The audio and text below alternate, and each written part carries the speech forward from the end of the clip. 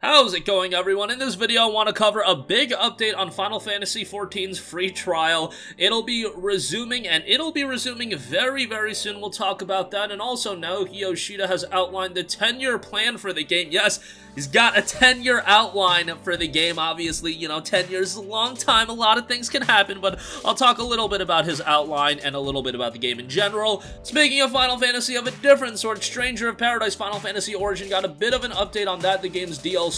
We'll talk about that, and Embracer Group, who is probably best known for all the work they do with THQ Nordic and just pumping out a lot of games.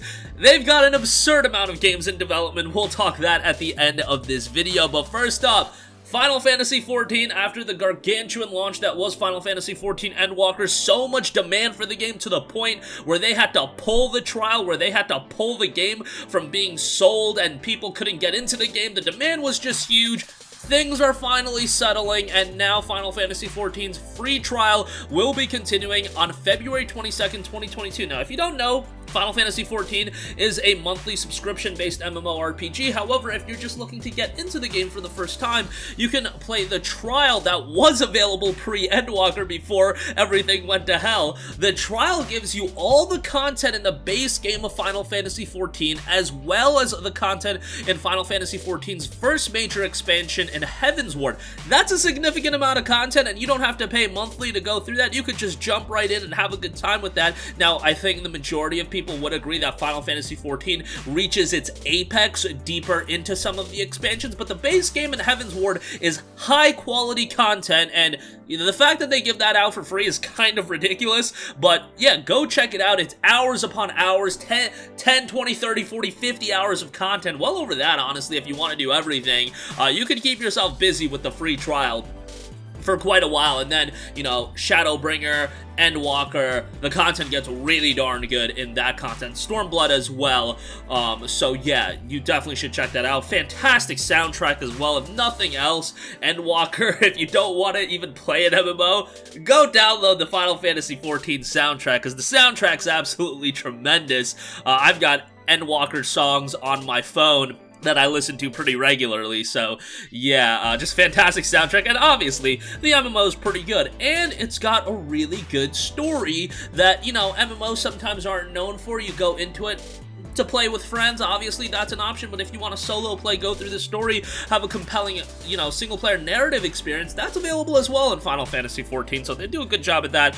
Nice to see it finally return February the 22nd. Okay, moving on from that, Naoki Yoshida has outlined a 10-year plan for Final Fantasy XIV, and, he also has a post that goes over everything done from 2010 to 2021, and it's kind of wild, all the things that have been done, but the next 10 years look to be another significant period for Final Fantasy XIV as a whole. Remember that this is one of the most popular MMOs on the market today. The popularity of this game, I think, when they were trying to rebuild Final Fantasy XIV and revitalize it from the train wreck of a launch that happened way back when. Was it 2010? Was it 2009? I don't remember when it initially launched, but it was really, really bad. And Naoki Yoshida took over the reins of it, and it has just seen a complete resurgence. I mean, No Man's Sky, we give that game a lot of credit for its amazing resurgence. Final Fantasy XIV is probably the biggest highlight of a game being revived that I've ever seen. So yeah, kind of wild to see the growth of this game over the last 10 years, but obviously this is now one of the breadwinners for Square Enix as a publisher, so they're going to continue with it, and probably with Yoshida at the helm, it's going to be quality updates. And we can talk a little bit about that with a variety of different updates. I'll leave a link in the description box below where you can see everything, just because I can't run it down. But you're talking about graphical updates, you're talking about main scenario updates, customization updates, and so much more. Just a ridiculous amount of stuff being added. Trials and content updates and everything like that. Just a ridiculous amount of stuff being added to the game.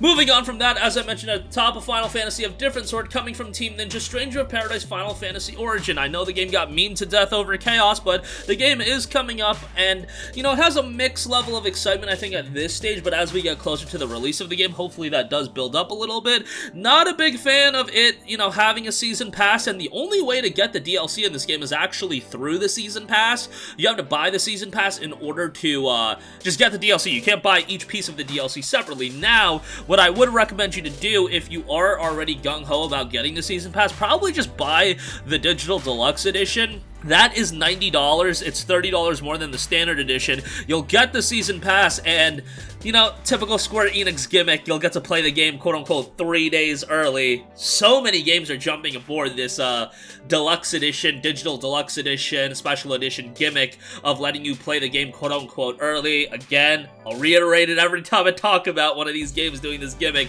They're not letting you play it early. They're locking the games away from the people that dare to spend only $60. How dare you spend only $60? I joke a little bit, but yeah, not a fan of this gimmick. Babylon's Fall is doing it as well. Ghostwire Tokyo is doing it, which that was not a game I was expecting it to do it.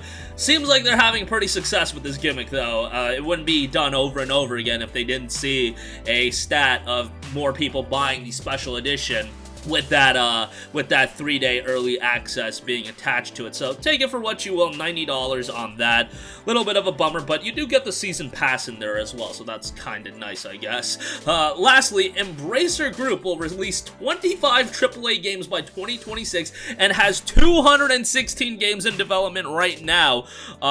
Only 56 of those games have been announced thus far. Obviously, we know some of the big titles. Deep Silver's got Saints Row. Dead Island 2 is still alive. I mean, hopefully that comes at some point. Prime Matter is a part of Embracer Group as well. Payday 3. You can look at 40K Space Marine 2, Star Wars Knights of the Old Republic, the remake, but that is probably a long, long way away. Yeah, that's from Aspire Media, so we'll see how that turns out. LX2 is dropping March 1st. That's another notable title. Shadow Warrior 3. There's a lot of big titles that are being in the work. And yeah, they are also releasing just a ton of smaller games. And in this case, you know, some of these games, they don't have to attach a significant budget to. Like, did Kingdoms of Amalur Re-Reckoning take a ton of resources to get that game out? Maybe to acquire the IP, but after that, it's not like that game was a grandiose remaster, but it's a game that did relatively well. They probably got a healthy check from Sony to offer it as a PlayStation Plus title, probably made a little bit off the DLC, probably a success. And then you look at games like Bioimmune, yeah, that game didn't do all so well from a critic's reception, but 1 million copies sold. Chivalry 2, 1 million copies sold. And that's 1 million copies as of August of 2021. Those games are probably well over that. I don't think Bioimmune sales numbers have exponentially increased since then, but that's a game that broke even after, you know, it didn't get the best reception in the world. I don't think we'll see a Bioimmune 2. I mean, I would honestly not hate a Bioimmune 2, but I don't think we'll see that just because, you know, that game, like, not a lot of people enjoyed the game. Like, a lot of people might have bought the game, but that might have been the buzz surrounding it and people liking what they saw initially. But yeah, who knows? Maybe we'll see a Bioimmune 2. If they can, you know, regroup and build upon what they did in Bioimmune 1, refresh the game. I thought it was a charming open world title. Obviously not worth $60, but yeah, Embracer Group throwing a lot into the kitchen sink as far as game development goes. But that's going to do it for me. Again, FF14's free trial resuming February 22nd, 10-year outline for the game, so no stopping from a Square Enix standpoint of keeping this game fresh and updated. Stranger of Paradise Final Fantasy Origin dropping in March. 3-day early access with the Deluxe Edition and Season Pass DLC noted. Embracer Group releasing 25 AAA games by 2026 and over 200 games in development right now. That's going to do it for me. Sound off with all of your thoughts in the comments section down below. Thank you for watching and goodbye. Hey guys, we hope you enjoyed the video, and if you did, make sure to hit the subscribe button, and if you're already subscribed, do us a favor and hit the bell icon. This way you'll be notified whenever we post a new video. That's the best way to keep up with all of our uploads, and we usually try to upload 2 videos a day. And with the bell icon hit, you'll be notified whenever we do upload a video. As always, thanks for watching.